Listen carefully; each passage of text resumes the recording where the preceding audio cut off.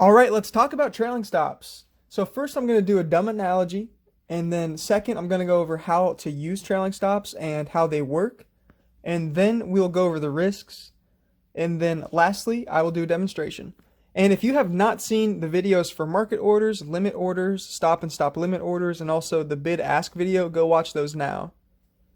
Now, here's the analogy. Let's say you have a chubby, lazy dog. Its name is Clifford.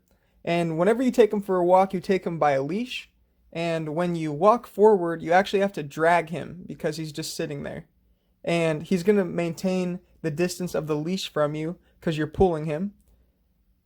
And when you walk towards him, he will actually just sit there because, he's a chubby, lazy dog just waiting for you to pick him up. And that's actually how trailing stop order works. So you have your stop order, and it's connected to the price by a leash. And when the price goes up, the stop order goes up with it as well. It maintains a specific distance. And when the price goes down, the stop order actually just sits there exactly like Clifford, the dog. It's just waiting for the price to come before it executes.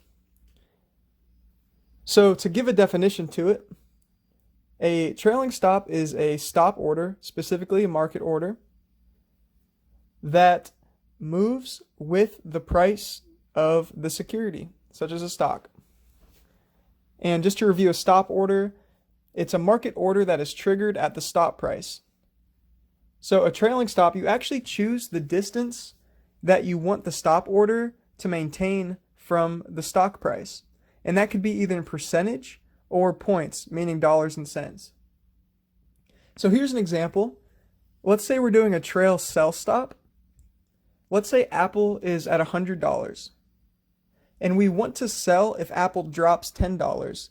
But we want the stop price to actually increase if Apple increases. So what we would do if Apple's at $100 and we want to sell if it drops 10, we'd place a trailing stop sell at 10 points, which would be dollars.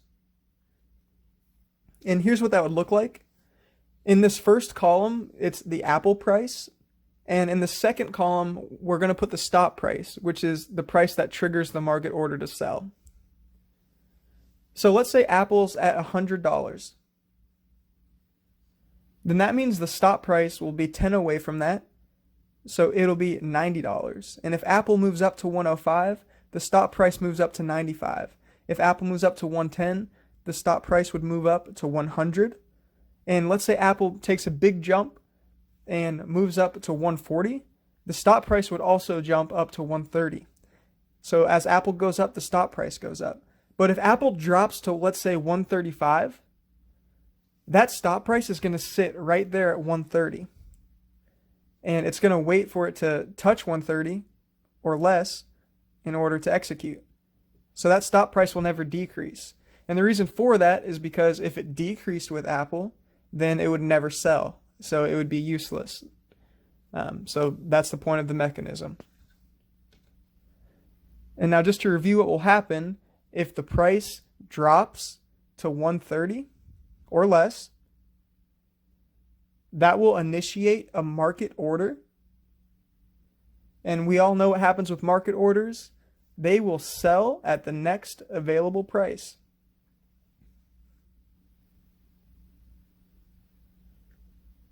All right, now let's do a trailing buy stop example. So this is when we want the stop price to decrease when the price of the security, such as a stock, decreases.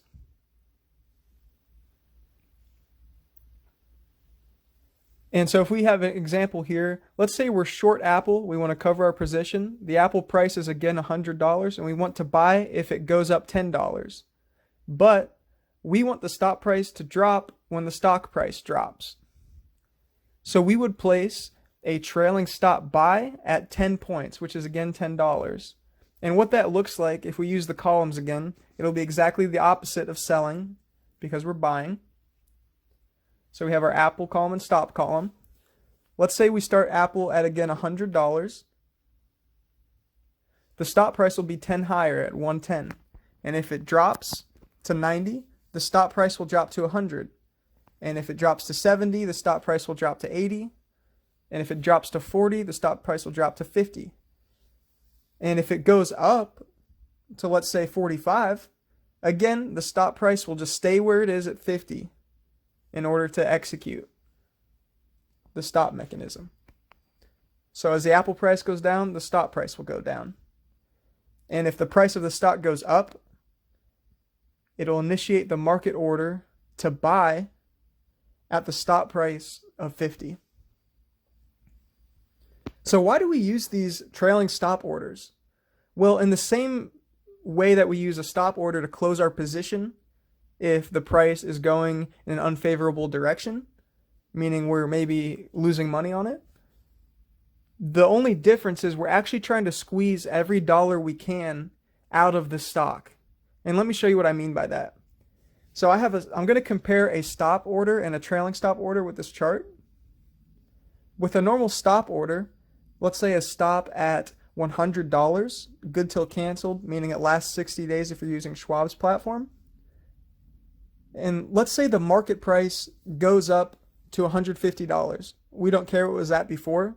We're just saying if it goes up to $150.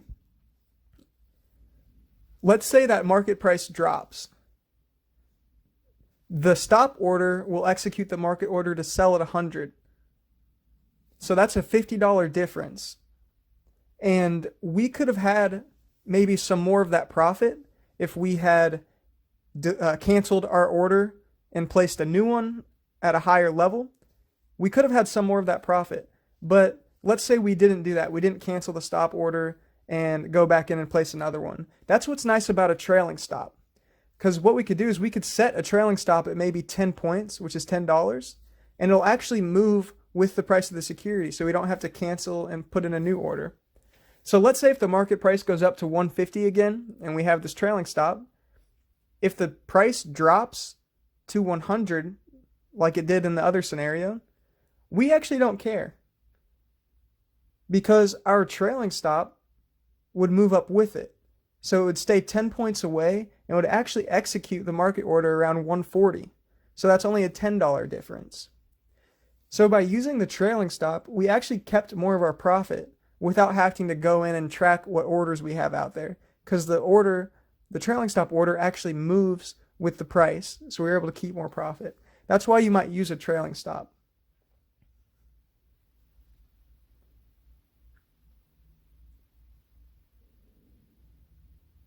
Now here's a correction.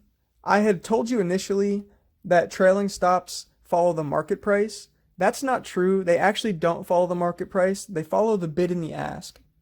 So a trailing buy stop follows the ask, and a trailing sell stop follows the bid. So just keep that in mind when you're placing these orders. And so some of the risks, one, they're only able to trade in the standard market session, which is from 9:30 a.m. to 4 p.m. Eastern time. So if there's a lot of price movement in the extended hours, you could be screwed.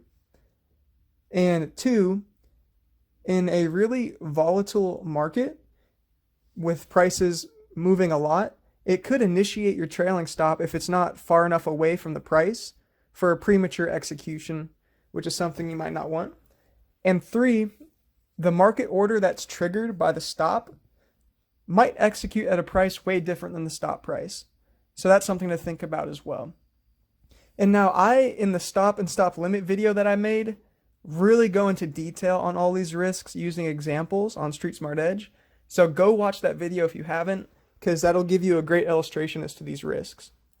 So here we have DraftKings, symbol DKNG. And I actually have this in my account, and I'm going to show you how to place a trailing sell stop. And so I'm going to pull up the chart here.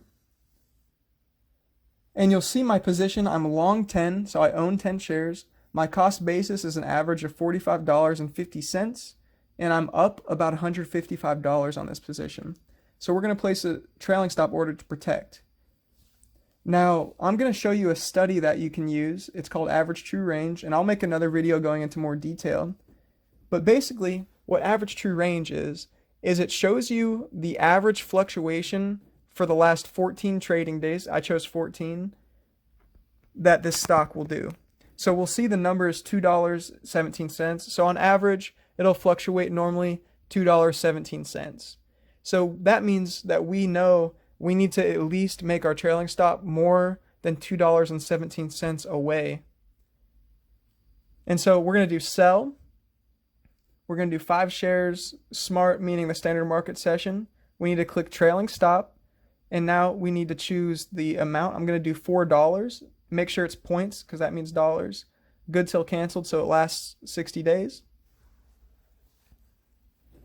And if we review this here, you see stop prices do not guarantee execution prices. That's a risk we went over. And they could be triggered by a short dramatic price change. And also note here that it will be following the bid price. And then lastly, only regular market sessions, so it doesn't work in the extended hours.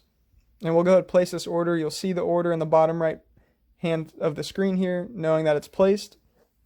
And I'll just pull up the chart.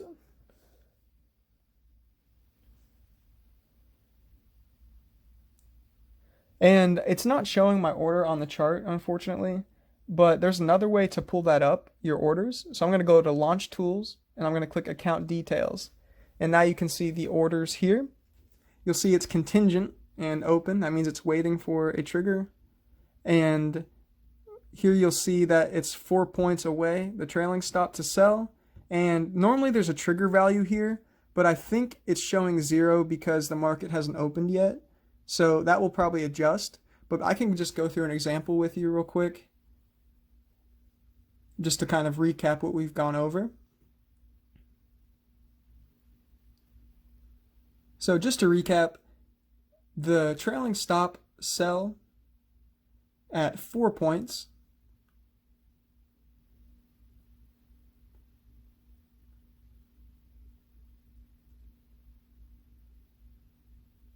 so that will trigger if the price drops or the bid drops $4, and what it triggers is a market order to sell at the next available price. So if this drops about $4, so that would be from $61 to about $57, that will execute the next order. And now I'm going to show you another example of a trailing stop, except instead of using points, we'll use percentage. And I'm going to show you an example of 10% because that's easy math. So if you look here, you'll see the estimated proceeds are about $274. So let's just do math here. We see the bid is $60.90.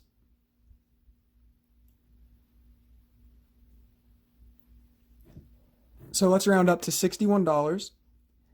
And 10% of that would be $6.10. And we're actually going to round that down to $6. So let's say this drops $6 or 10%.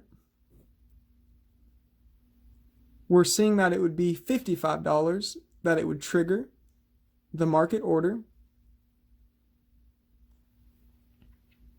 Now, if we just do a little more math, if we have 5 shares times $55, I'm just going to calculate that real quick. That would be $275. Now you can see that that's really close to the estimated proceeds. So just to show you the example of how that percentage trailing stop works, it matches up, so we did a good job. So we'll review this order and we'll place the order, and you'll see that in there, and we'll just open up the order status again. So we have a trailing stop of 10%.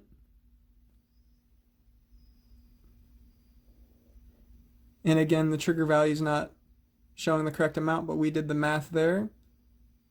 If the bid drops 10%, then the market order to sell will be triggered, and it will go at the next available price.